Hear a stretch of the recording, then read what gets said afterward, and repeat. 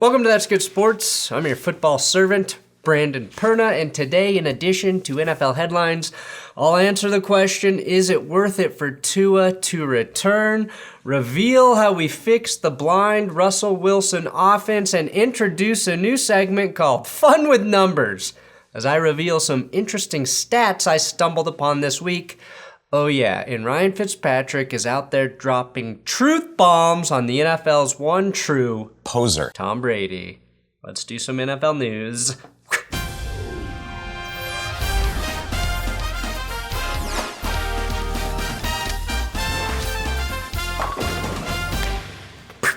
Please subscribe to this YouTube channel, otherwise YouTube says I'm gonna have to turn into a TikToker, and I'm too old for that shit. I do have big dick Patreon shoutouts for new patrons: Cameron, Merrill, Anthony Concialdi, and Michael Winkler. Patreon.com/thatsgoodsports or the YouTube memberships. That's how you can support this channel. We'll have a Zoom hangout, I think next week, for all $10 patrons and YouTube members. So thank you guys for the support. After being sent to the locker room mid-game last weekend, the Panthers traded receiver Robbie Anderson to the Arizona Cardinals, who do get DeAndre Hopkins back for the Thursday night game. Is it just me, or does Robbie Anderson's hair make him look like a before picture? He looks like DeAndre Hopkins if DeAndre Hopkins had to play with Baker Mayfield. Now, DeAndre Hopkins did release this hype video on Twitter today.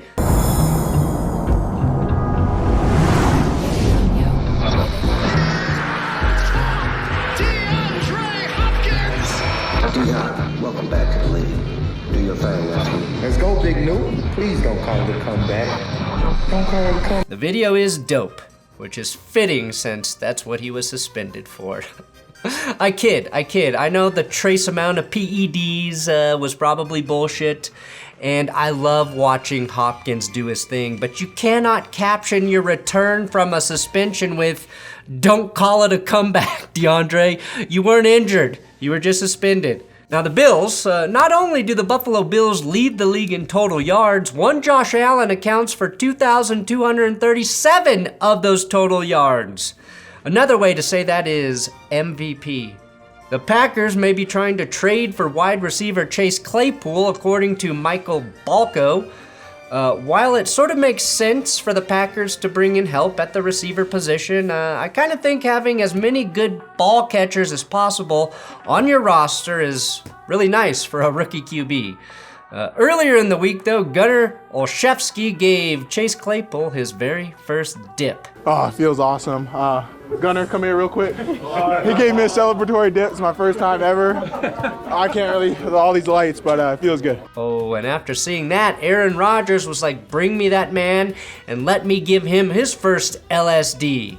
Speaking of hallucinogenics, I think it's time for Russell Wilson to follow in Aaron Rodgers' footsteps and take ayahuasca. It's time for Russ to open up his mind, okay? To open up a part of his mind that seems to be closed. Now, I tweeted that, and many of you are like, oh, it's not working for Aaron. Why would it work for Russ? Well, you don't know how drugs work.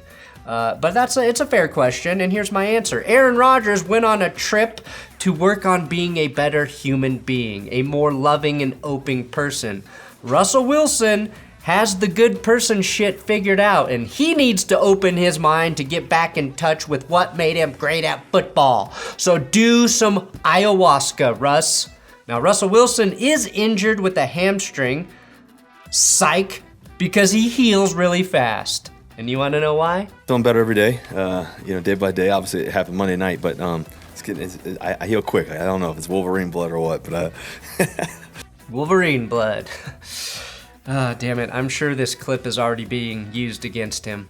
I'm sure some asshole was like, Wolverine? You think you're Wolverine? You're literally blindfold, aka Ruth Aldine. A lot of the Broncos' problems have been directly related to Russell Wilson's inability to see and get the ball to open receivers. He has to get better there. But one thing that's also hindering this team's offensive success is critical dropped passes. Denver has 15 drops this season, but ranked 7th in terms of how those drops have impacted the production. My thought is every skill player is guilty of this on the team, and they should be thanking Wilson for taking all of the heat while nobody points out how shitty they have been. Now, Russ really does have a hamstring injury, and Brett Rypien's been taking first-team reps this week just in case Russ can't go. But here's a heartwarming story. Drew Shipley, a Commanders fan, won a $14,000 prize from a Week 1 raffle. He received the check from the team, and when he tried to cash it, it bounced.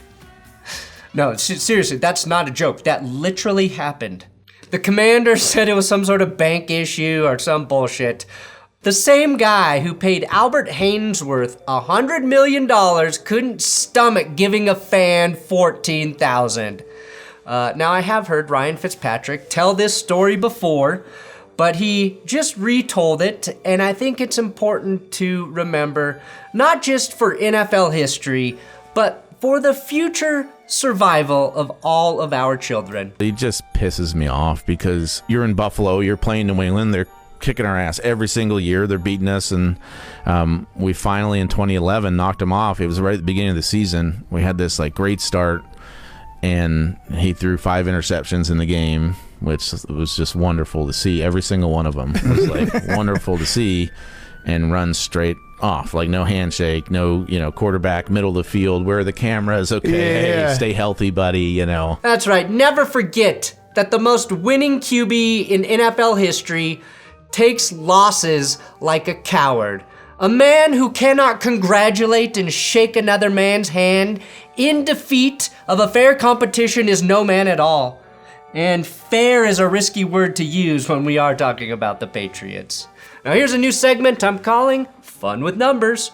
During the week, as I research stats for my Power Rankings episode, I come across interesting nuggets, and I just wanted to share some of those that I didn't use in the episode. The Eagles and the Falcons lead the league in rushing attempts with 225 and 202, but the most efficient rushing team is actually the Cleveland Browns, who on 198 attempts have 1,032 yards, followed by the Bears, who have one fewer attempt and also 1,025 rushing yards. Now, rushing effectively obviously doesn't translate directly to wins, but I think that's just another bad look for Justin Fields and his struggles. Nobody has attempted more passes this season than the Chargers with 257, and Justin Herbert has completed 170 of those passes, which is tied for the most. But guess who Herbert is tied with on completions? Because this part's kind of dumb. Matt Ryan. The Seahawks have given up the most rushing yards this season at 995, but the Browns and Lions, honoring their history of being a bad team, have given up the most rushing touchdowns with 11 and 10. And if you want a reason to not believe in the Chiefs, it's that they are tied with the Ravens for most red zone touchdowns allowed. Not that it matters, but the Broncos and Rams have given up the fewest at 4 touchdowns in the red zone. So look where they're at. The Denver Broncos, who are neither bottom 10 in passing or rushing yards, have simply forgotten how to play football anywhere close to the red zone. They have 3 red zone touchdowns this year, which is pathetic. The Panthers, who I think everyone believes is the worst overall team in the NFL, has 5. Denver's red zone scoring percentage of 20 is equally embarrassing, but the lowly Texans have only made it into the red zone 10 times this season. TJ Watt may be injured for the Steelers, but teammate Alex Highsmith now leads the league in sacks at 6.5, a half sack better than everyone else.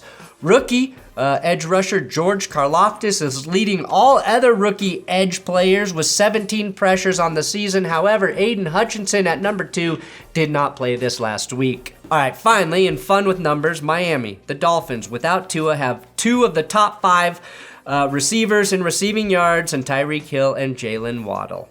And this is how we segue to Tua. The Dolphins should get Tua Tagovailoa back at quarterback this week. Kind of lost in the concussion story is how important Tua has been to the Dolphins' success this season. He was playing incredibly well before his injury. I mean, shit, he beat the Bills with a half of a concussion. Mahomes couldn't do it with an unbruised brain. And as you can see here, the concussion has not in any way affected Tua's ability to stretch that groin. Whew, shoo-wee, he can stretch. Now, this was Tua discussing his concussion with the media. I wouldn't say it was scary for me at the time because there was a point where I was unconscious, so I couldn't, really tell what was going on. When I did come to and kind of realize what was going on, what was happening, I didn't think of anything, long term or short term. I was just wondering what happened. You remember much about that night? Yeah, I remember the entire night up to the point where I got tackled. After I got tackled, I don't remember much from there. Getting carted off, I don't remember that. I can rarely say this when I'm talking about football players, but I've had the same thing happen to me. I got a concussion in the middle of a football game and then basically blacked out until I found myself sitting on the bench with seconds winding down in the fourth quarter, and I had no idea how I got there.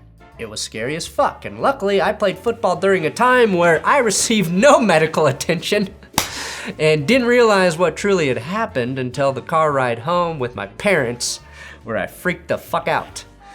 Who also, my parents, were not educated about concussions at the time. Now, I only mention that because that was the last time I ever played football. I was in high school, but I knew at the time I never wanted that shit to happen again, so I didn't do it anymore. I may have only been 17 at the time, but I knew I was not smart enough to lose any sort of brain function. So when guys like Tua come back from serious concussions, it's important to keep in mind what they are actually risking. Yes, it's different because he's getting paid to play the position, but it is his decision. It's a personal decision, and I respect the hell out of him going back to play for his teammates and for our entertainment. Even Teddy Bridgewater should be commended because he suffered a really nasty concussion last season, another concussion this year, and we now know just how dangerous those head injuries are, especially when they happen multiple times.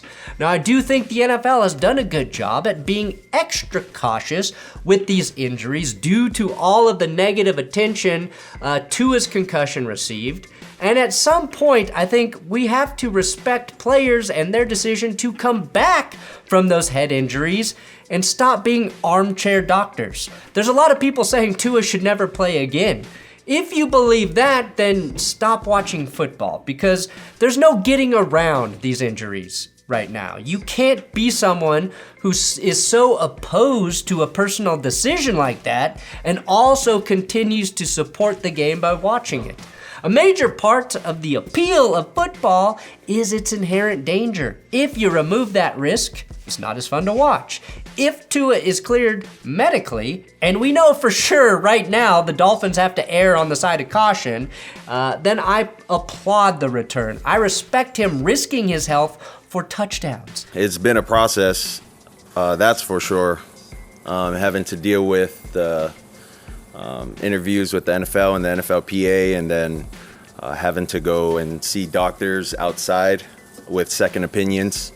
So a lot of it has been, I would say, pretty stressful, but all of it's done for player safety, and I'm glad that I got to go through those things to kind of understand more of the effects, long term, short term. I thought it was great that I was able to go through those and go through that process and get cleared. He understands the risks, probably better than ever, and I'm not judging him for doing something he loves. As long as the thing he loves is not the same thing Deshaun Watson loves. Thanks for watching That's Good Sports. Please subscribe here on YouTube. Make sure you check out, whatever this video is on the screen. I'm on Twitter, Instagram, @BrendanPerna if you care to follow me there for more football thoughts.